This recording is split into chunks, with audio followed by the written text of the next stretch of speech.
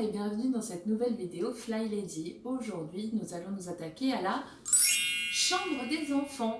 Évidemment, si vous n'avez pas d'enfants, je vous mets le lien en description pour faire votre chambre à vous ou éventuellement une chambre d'amis. Je vous conseille par ailleurs de faire cette chambre en compagnie de vos enfants. Le mien est en vacances actuellement, mais nous avons déjà fait un gros tri dans ses jouets quand il était là. Et je peux vous assurer qu'il a adoré passer la journée avec sa maman dans sa chambre et que ça a permis d'éviter toutes les crises concernant les jouets qui sont jetés alors qu'il ne fallait pas. Par ailleurs, comme j'en avais déjà parlé au tout début de cette aventure, je pense qu'il est donc nécessaire à nos enfants d'apprendre à ranger et donc il est mieux que vos enfants fassent avec vous plutôt que vous le fassiez à leur place.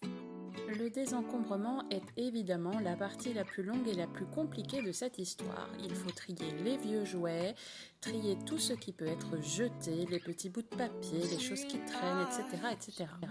N'hésitez pas à passer les peluches et les tapis dans la machine à laver s'ils sont compatibles avec celle-ci. Ce sont de véritables nids à poussière.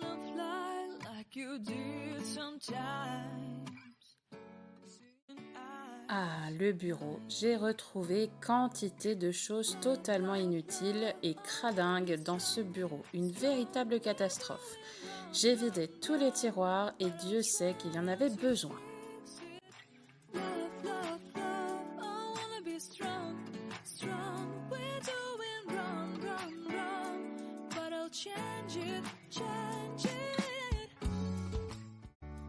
Comme d'habitude pour le dépoussiérage, vous pouvez utiliser un aspirateur ou un chiffon humide. Aspirez bien votre matelas pour retirer tous les acariens et n'oubliez pas de bien insister sur les lampes et les abat-jours. Pour le nettoyage, on va s'attaquer aux jouets, surtout si vos enfants sont petits, et à la dinette même si vos enfants sont grands, parce qu'ils y mettent la bouche constamment. Retournez le matelas. En effet, cela permettra une usure plus uniforme de celui-ci. N'oubliez pas d'aspirer sous le lit qui cache souvent beaucoup de surprises et les plaintes qui donneront un rendu beaucoup plus propre. Faites les rideaux et les vitres. Je sais, personne n'aime faire les vitres, mais si vous faites pièce par pièce, cela ira beaucoup plus vite et donnera un rendu beaucoup plus clair.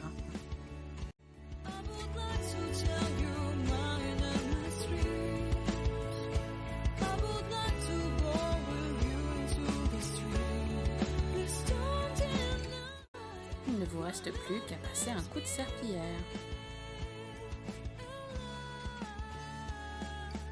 Vous commencez à connaître mes petites habitudes. Tout d'abord, rhabiller le matelas. N'oubliez pas la laise, elle permettra de vraiment protéger votre matelas de tous les petits risques d'accidents qui peuvent intervenir et cela réconfortera votre enfant de savoir qu'il ne fera pas de bêtises trop graves.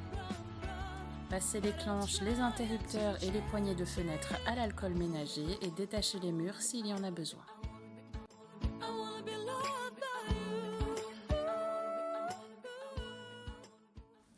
Voilà, la chambre des enfants est maintenant terminée. Félicitez-vous, je suis fière de vous, soyez fiers de vous également. Et n'oubliez pas de féliciter vos enfants s'ils ont participé à la tâche. En les soutenant avec bienveillance et reconnaissance, ils garderont la motivation pour la suite. Ce que vous voulez pour vous, donnez-le à vos enfants. Sur ce, je vous embrasse, bonne semaine et à bientôt. Salut!